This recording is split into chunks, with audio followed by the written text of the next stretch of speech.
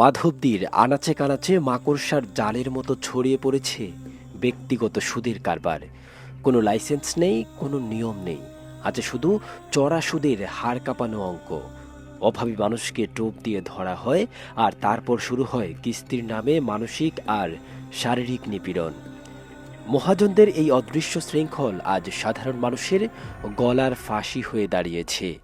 এই নরকীয় উল্লাসের সর্বশেষ শিকার তোফাজ্জল হোসেন, বয়স ৪৫। পেশায় ছিলেন একজন রিকশা চালক। মাধবদী থানার কাঠালিয়া ইউনিয়নের মৈশাদী গ্রামে তার বাস। অভাবের তাড়নায় সামান্য কিছু টাকা ধার নিয়েছিলেন এলাকার প্রভাবশালী সুদী মহাজনদের কাছ থেকে, কিন্তু সেই সামান্য টাকাই পাহাড় সম সুদের ভারে তার মেরুদণ্ড ভেঙে দেয়। অসহায় এই মানুষটি দিনরাত রিকশা চালিয়েও কুল পাচ্ছিলেন না। সুদের কারবারিদের অপমান আর ক্রমাগত হুমকিতে তোফাজ্জলের সামনে পৃথিবীটা ছোট হয়ে আসে। যখন ইজ্জত আর অস্তিত্ব বিপন্ন, তখন নিজের রিকশা চাকা থামিয়ে তিনি বেছে নিলেন আত্মহননের পথ। সুদের টাকা শোধ করতে না পেরে নিজের জীবন দিয়ে মুক্তি খুঁজলেন তোফাজ্জল। আমার শুধু টিয়া লাগে, আমার তো আত্মহত্যা করছে। আমার তো বাঁচতে পারে নাই, আমার তো বাঁচতে পারে, আমার তো আমার গাড়ি আটকাইতো, আমার তো আমার আটকাইতো 2 দিন, আমার তো আমার গাড়ির চাবি রেখে দিছে, আমার বলা যায় ছুটে এলেছে।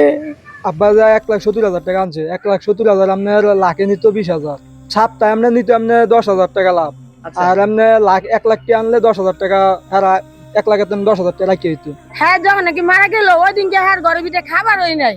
হ্যাঁ হে টাকা সুগে হ্যাঁ 7-8 লাখ কইদেরি রয়েছে, 12 একটা দিয়ে ঘর আইছে, সকালে গিয়া হ্যাঁ গিয়া 20 খাইয়া মারা গেছে। হ্যাঁ গো সাফের কারণে, হ্যাঁ গো টাকা পয়সা দেওয়ার কারণে হ্যাঁ মাথায় নিতে পারছে না, যার কারণে যে কিছু একটা কইছে বা যে কিছু একটা করছে, যার কারণে হ্যাঁ মরছে। ভালো মানুষ সপ্তাহে 10,000 টাকা লাভ দিতে পারবো না, ইনকাম করে কয় টাকা? এমন একটা ফ্যামিলির মাঝে 10,000 টাকা সপ্তাহে যদি লাভ দেয়, আর খাইবো কি, চলবো কিভাবে? তোফাজ্জলের মৃত্যু কেবল একটি আত্মহত্যা নয়, এটি একটি কাঠামোগত হত্যাকাণ্ড। মাধবদীর বিভিন্ন ওয়ার্ডে প্রভাবশালী এক শ্রেণীর মানুষ এই সুদের ব্যবসাকে নেশা ও পেশা বানিয়ে ফেলেছে। প্রশাসনের নাকের ডগায় চলা এই অবৈধ কারবার আজ একজন রিকশা চালককে মৃত্যুর মুখে ঠেলে দিয়েছে। প্রশ্ন জাগে, এই রক্তচোষা সিন্ডিকেট ভাঙবে কে? তোফাজ্জল চলে গেছেন, রেখে গেছেন এক নিঃস্ব পরিবার আর সুদের বিরুদ্ধে এক নীরব প্রতিবাদ।